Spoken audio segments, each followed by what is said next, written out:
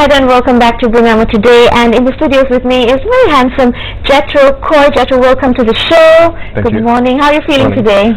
I feel great, thank you. Yeah? That's good to hear. You feel great. Well, Jethro is the winner of the Young Architectural Award 2012. Tell us first of all how you got started in architecture. I mean, why did you have love for it since you were young, or was it something you always wanted to do?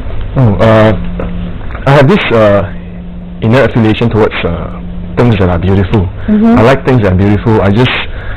And at some point of time I got bored of copying things and drawing things. I want to create things. So I mean, there are many fields that you somewhat visually create things, like graphic design or packaging design, industrial design, but I love architecture because it has a huge amount of complexity in it. And apart from just visual, it is multi-principle. It deals with people. I have to deal with quantity surveyors, civil engineers, project managers, and I have to select materials. I have to know what is what. I have to make sure how the building works, and the complexity itself is very challenging, and I enjoy that. And also you have to take into account the environment that you're in as well, right? What the backdrop is, whether it's foresty or in the city, and all of that makes a difference as well. Yes, and one of the latest things in our field is green architecture, and it is something that we can do something for the environment. Well, tell us a little bit about your winning design that, of course, you were crowned the Young Architectural Award 2012. It's got an aerodynamic sort of approach to it. Perhaps you can tell us a little bit more about that one. It's called the aerodrome. Okay. Aerodrome by definition is like the command tower of the airport. So it's just, the tower where it navigates. Yes.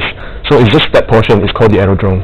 And this design came about when I noticed some of my friends, they play with model airplanes, and these are people that they are willing to spend money on things, and there are many stadiums for all sorts of sports, but not for this.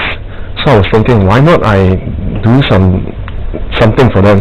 And plus this competition organized by Lysak is a conceptual one, so I don't have time to do a full-fledged airport, so I just do something smaller scale. And so what did you do? Did you build this model, or is this what exactly happened? It is just a conceptual idea, and of course it has to work as much as possible. I try to make it work, and it is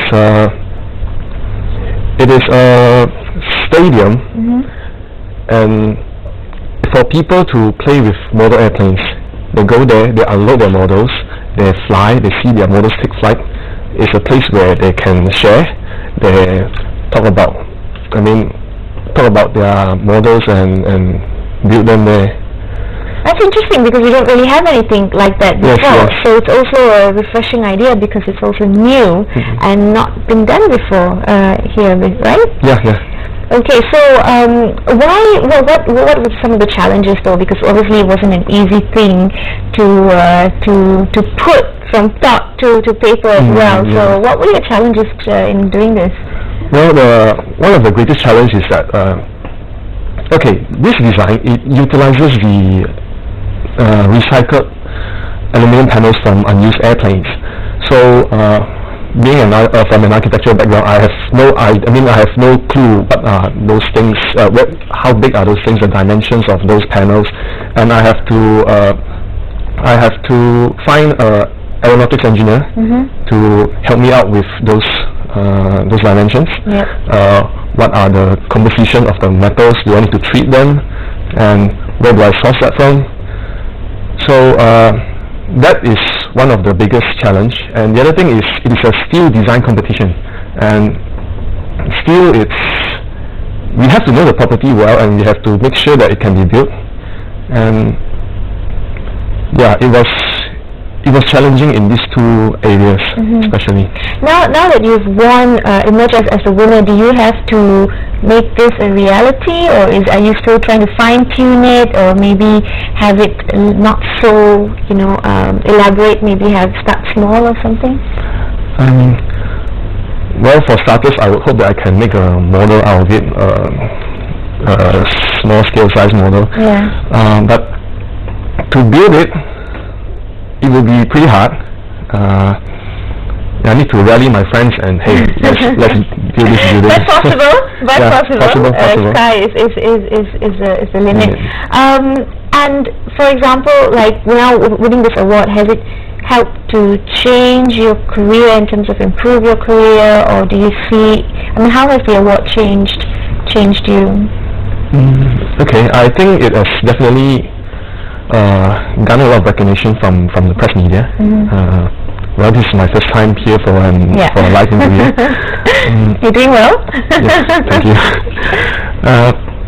I guess it is a platform for more people to know me, and I hope that it is a platform where good architecture can reach out to more people. What would you say is your particular style? Because every architecture, like a designer, for example, if I may even use a comparison, like a fashion designer, has their own style, their own theme. What would yours be? Well, mine would be very minimalist and very futuristic. It is quite a challenge because these are not cheap, and clients would prefer something cheaper. But I try to push forward this kind of impressions and this kind of looks. But of course, the most important thing is the functionality of it, and to make sure that people benefit from the architecture that I've done, and the environment benefits from the architecture I've done. That's two very good points, the people and the environment. But how do you tell people who say, okay, look, Jethro, I want you to come in and design this, but just keep it normal, no need to have too much design or this or that. So how do you convince your potential client that, look, you need a theme, you need to make this place look beautiful? Because, for example, office spaces, it's very boxy, cubicles. Not many people will spend that extra, dollar to make it look stylish. Well, I need to inform them that there are value to things that we do. For example, if you want to sell a house, you will put green there, and then probably the client will say, "What for? I need a garden or a sky garden." Fortunately, these are things that add values to the design. It adds values to the house itself. Because if for better design, it garners a better price, and these are things that they need to look at it. And do you feel that a lot of Malaysians especially are interested in having good designs, or are we still not there yet? We are going there. We are definitely going there. Developers, you can see that ST Setia or UEM Sunrise, they are going for all these green architecture. Green elements, that's right. What's your opinion about green architecture and green buildings? Because of course you are now with the new wave of the new generation of experts who are coming up, and with such creative designs. What would be your opinion about the green issue or buildings and architecture is concerned? I think it is a must. Green architecture is not an option. It shouldn't be an option. It should be our responsibility as humans. God gave us the world to take care of, and we are supposed to produce buildings or anything for that matter to make sure that the environment is kept clean and unpolluted. So architecture is one way for people to make sure that we keep it clean. We keep it clean. There's also lifestyle, right? It's also, for example, if you're living in a green building, there's also lifestyle because you're recycling, the water is being treated or being recycled, there's greenery around you, it's more healthy, conducive environment. And I would say that architecture has its subtle parts in playing that.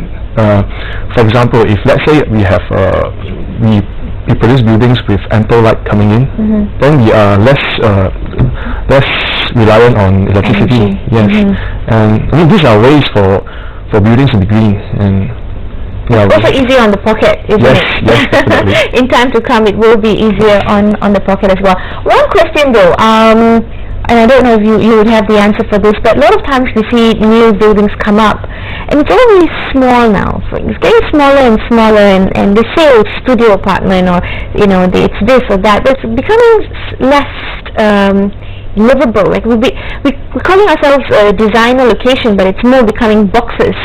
So why do you think this is happening? And we have the space, and we have developers who are looking into building proper.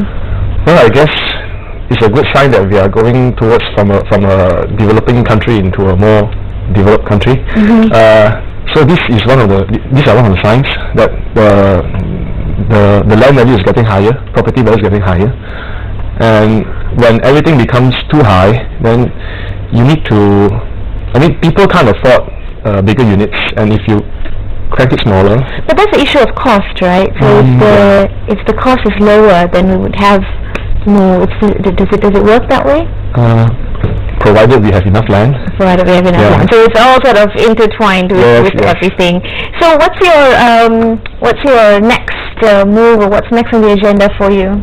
Oh, for me it will be to pass my Part 3 exam first. That means I can become a professional, and of course I would still want to continue doing good architecture, hopefully, and to see my buildings come to life. Yeah, that would be beautiful. I'm sure we'll await that. What would you say to other aspiring young adults like you who are thinking, wow, Jesro's done it, and I have a dream of being an architect as well, or someone with passion for design and space?